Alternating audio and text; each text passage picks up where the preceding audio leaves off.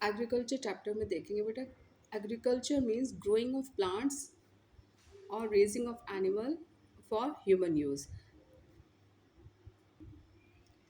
कि हम कुछ प्लांट्स को ग्रो करें जैसे खेती वगैरह एंड एनिमल्स को पालें ताकि पीपल उनको यूज़ कर सकें, दैट यूज़ पीपल। इसका ये ज़रूर देख लीजिएगा, लैटिन वर्ड्स है एगर एंड एगर का means field and cultura means cultivate. Okay, it includes, इसमें क्या आता है, plants and animals product, plants and animal product for people to use their distribution to markets, ताकि मार्केट्स तक वो बेचाएं। The area of land that is entirely devoted to the agriculture process is called the farm. Farm सब जानते हैं, ये खेत होते हैं। और the specialise farm are namely dairy, pig, poultry farm जहाँ पे मुर्गियाँ वगैरह होती है, and large farm like orchards and ranches. Orchards में क्या होता है, ऑर्चिड्स में फ्रूट्स होते हैं। रेंचेस में क्या होता है, जहाँ पे आप ये कह सकते हो कि ranches are large farms for animals like cows. आप इनको टाइप्स ऑफ फार्म्स में भी कह सकते हैं कि डेयरी फार्म क्या हो सकता है, पिग एंड पोल्ट्री फार्म्स क्या होते हैं कि जहाँ पे farms for raising pigs and chickens. Okay, फिर ऑर्चर्ड्स आपको मैंने बता दिया है, और रेंचेस जहाँ पे काव वगैरह लार्ज फार्म्स में होती हैं, उनको रेंचेस बोलते हैं। ओके, फिर है plants of same type grown and cultivated at one place in large quantity in a field are known as crops. ठीक है, ऐसे प्लांट्स जो सेम टाइप के हों और कल्टीवेट किए जाएं एक ही प्लेस में, वो जो कि बहुत बड़ी हो, लार्ज क्वांटिटी में हो, बहुत बड़ी प्लेस में एक लार्ज क्वांटिटी में बहुत सारे प्लांट्स जब फील किए जाते हैं उनको कहते हैं क्रॉप्स। ठीक है, अब आप इनको ऐसे भी कह सकते हो, प्लांट्स ग्रोन फॉर फूड और अदर प्रोडक्ट्स। ठीक है, क्रॉप्स क्या होती हैं, प्लांट्स ही होते हैं ग्रोन फॉर फूड और अदर प्रोडक्ट्स। अब प्लांट्स को भी बेटा कैटेगराइज किया जा सकता है cereals, pulses, oil crops and fibre crops में। सीरियल्स में क्या आएंगे, जो अपनी अनाज है वो आ गया, like rice and wheat. Pulses में क्या आया, चिकपीस आ गए। ऑयल क्रॉप्स में क्या है, लाइक जिनसे तेल निकलता है, ये देखिए सनफ्लावर आ गया। एंड फाइबर क्रॉप्स में क्या आ गया, कॉटन आ गया जिससे कपड़ा बनता है। बीच में टर्म छोड़ के, growing the same crop on the same field every same field year after year is called monocropping. Mono का मतलब होता है सिंगल। ठीक है, जो एक ही क्रॉप को वन मोनोक्रॉपिंग कब होता है, this is one the same crop is grown on the same land every year. अब क्रॉप के सीजन्स बताए हुए हैं, चलो फिर हम ये भी देखते थे। Horticulture is derive from two Latin words, hortus and culture. Hortus means garden and culture means cultivation. Thus इसलिए क्या, horticulture is a branch of science deals with the growing and production of vegetable. हो ये जो जितनी भी हम सब्जियां वगैरह उगा रहे हैं, फ्लावर्स उगा रहे हैं, ऑर्नामेंटल प्लांट्स उगा रहे हैं जो भी, तो वो किसके आते हैं, उसकी स्टडी को भी उस साइंस की स्टडी को भी तो कुछ कहते ही होंगे, उसको बोलते हैं हॉर्टिकल्चर। ठीक, क्रॉप सीजन। क्रॉप सीजन में क्या आ गया, जैसे कि अपना इंडिया का जो क्लाइमेट है वो बहुत ही इफ़ेक्ट करता है हमारे क्रॉप के सीजन्स को।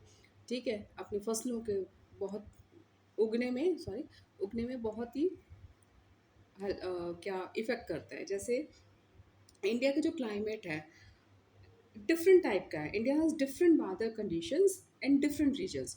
तो हम कह सकते हैं, तो different crops are grown at different times of year. ठीक है, अलग अलग टाइम में बारिश में कुछ है, ठीक है, गर्मियों में कुछ है, सर्दियों में कुछ है।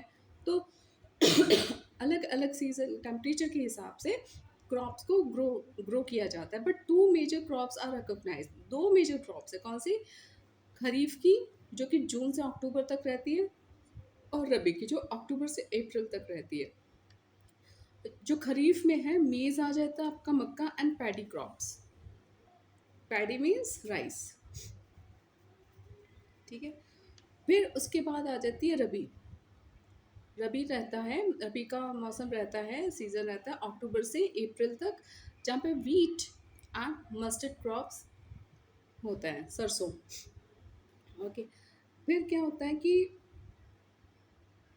इसमें और रबी में और क्या-क्या हो सकता है, मस्टर्ड, बार्ले, चना, और ये अपना वो भी मटर, पीस वगैरह इसमें रबी क्रॉप्स में आते हैं। खरीफ में और क्या कह सकते हो, कॉटन भी होता है और सोयाबीन भी होता है, मूंगफली वगैरह भी इसमें होती है। ये देखो सारे के सारे एग्जाम्पल दे रखे हैं आपको। अब एग्रीकल्चर प्रैक्टिसेस, ये एग्रीकल्चर, ये खेती वगैरह होती कैसे, इसे स्टेप बाय स्टेप किया जाता है। अपने को तो बहुत इजीली दाल चावल मिल जाता है, लेकिन इसके पीछे भी वो कैसे ग्रो करते हैं सब कुछ अब हम पढ़ते हैं। कौन सा स्टेप इन्वॉल्व होते हैं, सॉइल प्रिपरेशन। पहले सॉइल को रेडी किया जाता है। सॉइल को रेडी किया जाता है, कैसे रेडी किया जाता है, प्लोइंग से। प्लोइंग से क्या होता है कि प्लोइंग लूज की जाती है इसको। देखो ये जो आपकी इधर है पिक्चर में, traditional method of ploughing use, ploughing soil using oxen. ये एकदम ज़मीन को खोदा जाता है, एकदम सॉफ्ट किया जाता है, तो लूज किया जाता है। And turning of few inches of the top soil is known as ploughing और टिलिंग। ठीक है, अगर सॉइल ड्राई होती है तो इट में नी वाटर बिफोर फ्लोइंग, काफ़ी ड्राई होती है तो पहले हम पानी उसमें डाल देते हैं, फिर बाद में उसकी प्लोइंग करते हैं। तो प्लोइंग इज़ इम्पॉर्टेंट। क्यों होती है प्लोइंग, क्योंकि इससे सॉइल लूज होती है, ताकि it can hold more water, air आए इसमें होल्ड कर सके। The air helps the root to crop are the roots of the crop to breathe even though they penetrate deep into the soil। इसको मतलब इसको भी, ताकि जो पौधे हैं और अच्छे से ग्रो हो सके, so that plant can grow better. और फिर उसके बाद लेवलिंग की जाती है। पहले तो उखाड़ दिया पूरा, फिर उसको एकदम लेवल कर दो, ठीक है, बराबर का कर दो, ताकि जितना भी खेत है अपना, जितनी भी सॉइल है, वो सब तरफ से बराबर हो अपने पूरे फार्म में, पूरे के पूरे फील्ड में। साथ ही it is also easy to make easy to mix the fertiliser and manure in the loose soil, ताकि हम फर्टिलाइजर जो भी खाद वगैरह हम डाल रही हैं वो भी इजीली मिक्स हो जाए लूज सॉइल में। तो it has in removing the weeds from the uprooting them. जितना भी बीच में वीड्स हैं जो कि अनवांटेड अपने कुछ घास फूस रह जाती है, उसको भी निकालने में हेल्प करता है ploughing. Loose soil allow the growth of roots into the soil of the firm building. जितने भी हम पौधे लगाएंगे उसमें सीड्स उगाएंगे उनकी भी ग्रोथ अच्छी, जो जड़ों के साथ, सॉरी मिट्टी के साथ एकदम पकड़ लेंगी, जड़ें मिट्टी को, फर्म बिल्डिंग होगी, बाइंडिंग हो, फर्म बाइंडिंग होगी। Plants grow only on the top layer of soil. The dead plants and animal decompose by the soil organism add nutrient to the soil, which is brought to help the top layer of the by flowing can be absorbed by plants। ये हम कह सकते हैं कि it encourages earthworms and microbes to thrive, which makes the soil richer in nutrients। ठीक है, और इसके अलावा और भी है कि it makes it easier to mix fertilizer into the soil। ये we have discuss in the last point also. अब इसके बाद है कि प्लोइंग के बाद क्या करना होता है, जो बिग लम्स आ जाती हैं, जो उनको क्रम्स कहते हैं, फिर भी फील्ड में रह जाती हैं, और इसको देखो ये पीछे ये जो लगा हुआ है, इससे हम लेवल करते हैं। ओके, सॉइल से इसको सुहागा भी कहते हैं पंजाबी में। ठीक है, ये क्रश करते, दीज आर क्रश्ड। क्या ये जो लम्स बनी होती हैं, इसको क्रश किया जाता है वुडन या फिर आयरन प्लैंक से, जिनको बोलते हैं leveller. And this process is called levelling, ताकि पूरा का पूरा जो खेत है वो सब तरफ से बराबर का हो जाए, कहीं पे लम्स ना हो। और leveller is driven by a machine और एनिमल लेवलिंग, और एनिमल्स लेवलिंग इज इम्पॉर्टेंट। क्यों, ये सब प्रिवेंट होता है सॉइल ऑफ मॉइस्चर, जो कि सॉइल जो होती है वो मॉइस्चर को लूज़ नहीं करती है। ठीक है, जो कि फ्लोइंग के बाद हो जाती है। तो levelling allows the soil to settle so that that is not eroded by wind और वाटर। एरोड का मतलब होता है एक जगह से दूसरी जगह नहीं चली जाए, वो बैठी रही एक जगह पे। ठीक है, पानी से या फिर विंड से एक जगह से दूसरी जगह एरोजन उसका नहीं हो जाए। Levelling brings uniformity to the field so that water and manure can be distributed evenly to the parts of the field.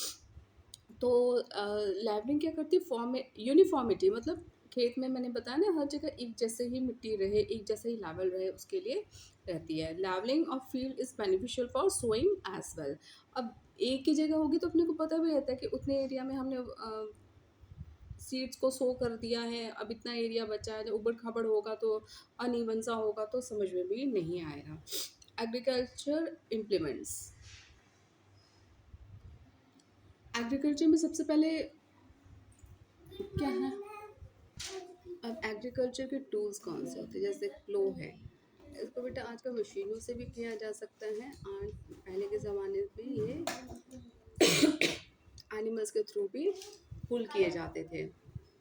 Purpose क्या होता है इनका, a plough is use for tilling the soil, tilling the soil, breaking it up.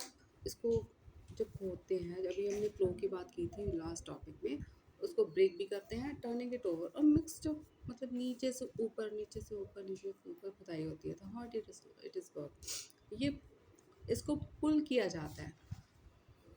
Okay,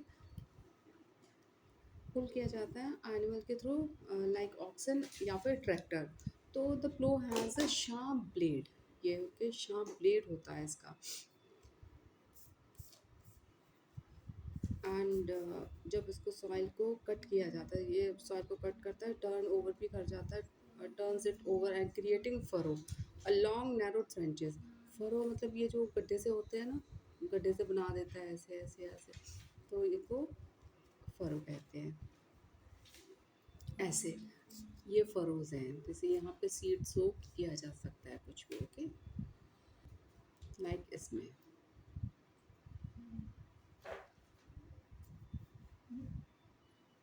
इनमें seed grow कर दिया जाता है, यहाँ पे हम पानी लगा सकते हैं।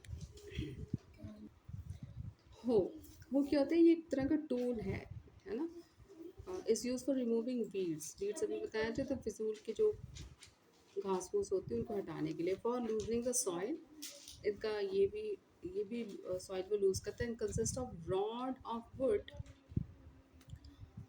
और आयरन। ठीक है, ये जो रॉड होती है वुड की भी हो सकती है, आयरन की भी हो सकती है। There is a handle at one end of the hole. Okay, a strong rod and bent plate of iron is fixed below the handle and works like a blade। ये ब्लेड की तरह work करता है ताकि वो सारे के सारे फिजूल की चीज़ें निकाल दे। The other end is attached to the, ज़्यादा दूर जाने की ज़रूरत नहीं है। देखिए ये हो ऐसा होता है, तुमने भी देखा ही होगा कहीं ना कहीं, जो हम सिंपल गार्डनिंग के लिए हम इनको यूज़ कर सकते हैं। अब समझने में दिक्कत नहीं होगी। The other end is attached to the beam which is capped on the neck of the bullock and this वो इज ऑल्सो पुल्ड बाय। तो ये एनिमल्स के थ्रू भी इनको पुल किया जा सकते हैं, वो भी कर सकते हैं। कल्टीवेटर, इसका पर्पस क्या होता है, कल्टीवेटर का पर्पस ये होता है कि कल्टीवेट करना। This tool is use for losing and turning of soil in fields quickly.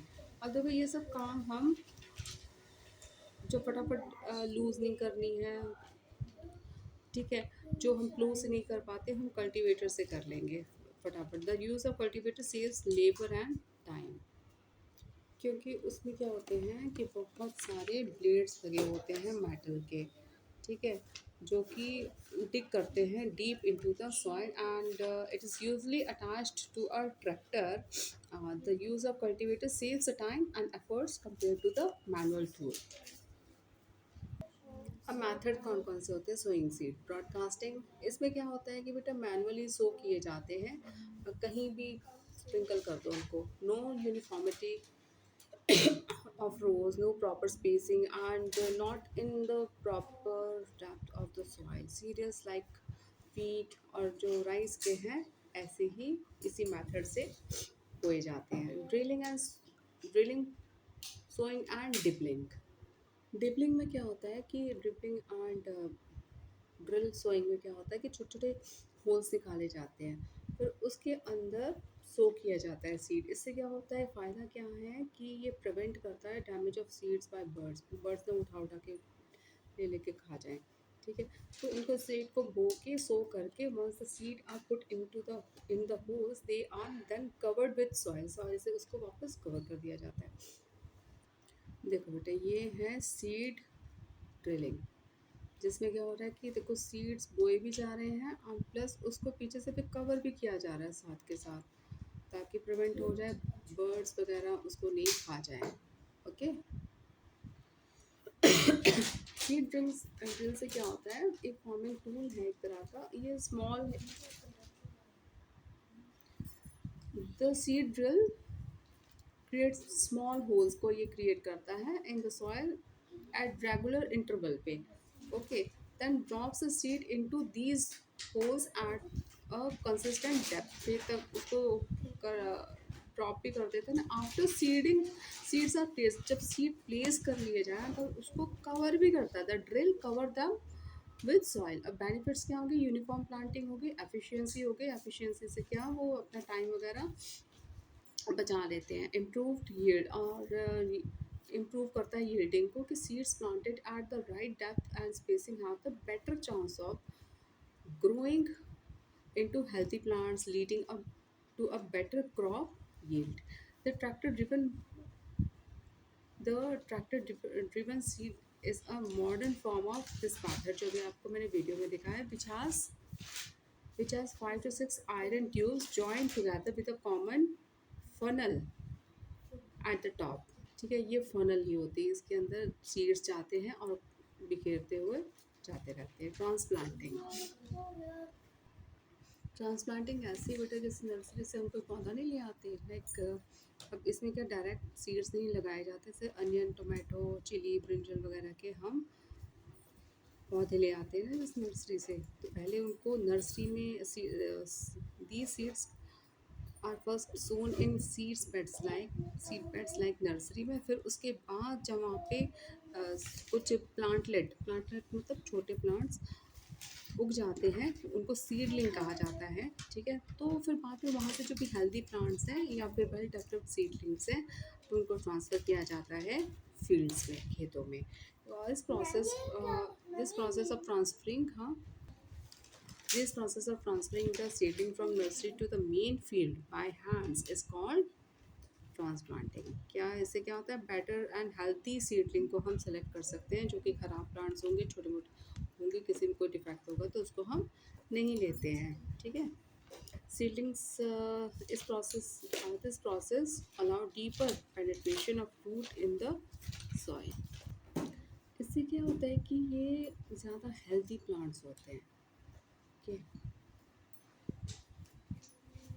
Seedlings are planted at right spacing so that उनको right space पे सो किया जाता है ताकि plants get right amount of sunlight, water and nutrients. फिर इसके बाद है मैन्योरिंग एंड और एडिंग फर्टिलाइज़र. खाद वगैरह भी डालना ज़रूरी हो गया है.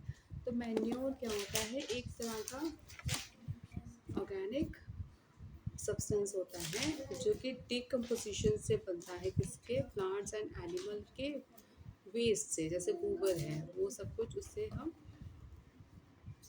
खाद या मैन्योर बना सकते हैं. फर्टिलाइज़र केमिकल होते हैं और रिच इन पर्टिकुलर न्यूट्रिएंट इनमें बहुत ज़्यादा न्यूट्रिएंट हम कह सकते हैं कि हो सकते हैं, which give quick replacement of nutrient and जो कि फटाफट ही उनको जो फर्टिलिटी प्रोवाइड करवाते हैं. ठीक है. They are produce in factory में बनते हैं. Urea, potash, phosphate.